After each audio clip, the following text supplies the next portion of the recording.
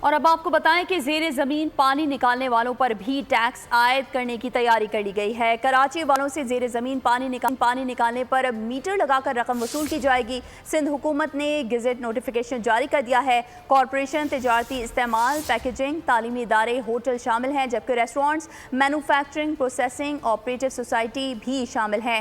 رہائشی کمپلیکس اور apartment flats, high rise بھی شامل ہیں۔ انڈسٹری کو ملنے والا زیر زمین پانی میٹر کے ذریعے چیک ہوگا۔ میئر سالانہ 1 ارب روپے آمدنی متوقع ہے۔ میئر کراچی مرتضی وہاب کی جانب سے کہا گیا ہے کمرشل سیکٹرز کے لیے زیر زمین پانی نکالنے پر پالیسی تیار کر لی ہے۔ زیر زمین پانی نکالنے والوں پر بھی ٹیکس عائد کرنے کی تیاری کر لی گئی ہے۔ کراچی والوں سے زیر زمین پانی نکالنے پر میٹر لگا کر رقم وصول کی جائے گی۔ سندھ حکومت نے گزٹ نوٹیفیکیشن جاری کر دیا ہے۔ مزید تفصیلات جانیں گے کفیل احمد سے۔ کفیل، آگاہ کیجیے گا۔ دیکھیے، پانی کی قلت کا شکار کراچی کے لیے کراچی والوں کے لیے ایک بری خبر یہ ہے کہ زیر زمین جو پانی نکالنا اور کھپت اور مینجمنٹ پر اب میٹر لگایا جائے گا، اور اس حوالے سے جو پیسے جو ہے وہ عائد کرنے کا نوٹیفیکیشن باقاعدہ جو ہے وہ سندھ حکومت نے جاری کر دیا ہے۔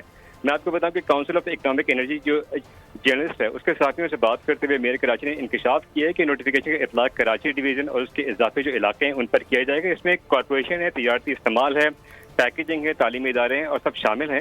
اس کے علاوہ ان کو یہ بتانا تھا کہ جو صنعتی علاقوں میں پانی کی چوری کو روکنے کے لیے ڈیجیٹل جو میٹرز ہیں اس کو نصب کرنے کا جو عمل ہے وہ 1 اگست سے جو ہے باقاعدہ جو ہے وہ شروع کر دیا جائے گا۔ اس حوالے سے ان کا کہنا یہ تھا کہ جو ٹریڈ ڈیولپمنٹ اتھارٹی کے سی او ہیں زبیر موتی والا، انہوں نے ان کو اس حوالے سے جو ہے وہ باقاعدہ فون بھی کیا تھا۔ سب سویل پانی کی جو پانی ہے اس کے حوالے سے جو پالیسی تیار کر لی گئی ہے ان کا کہنا تھا، اور اس پر تقریباً 1 ارب روپے جو ہے وہ اس سے آمدنی حاصل ہوگی، اور جو اب زیر زمین پانی ہے اس پر جو ہے وہ باقاعدہ میٹر جو ہے وہ نصب کیا جائے گا۔ انہوں نے ایک اور یہ بتایا تھا کہ کراچی میں سبسکرائب کریں اور بیل دبائیں تاکہ کوئی خبر رہ نہ جائے۔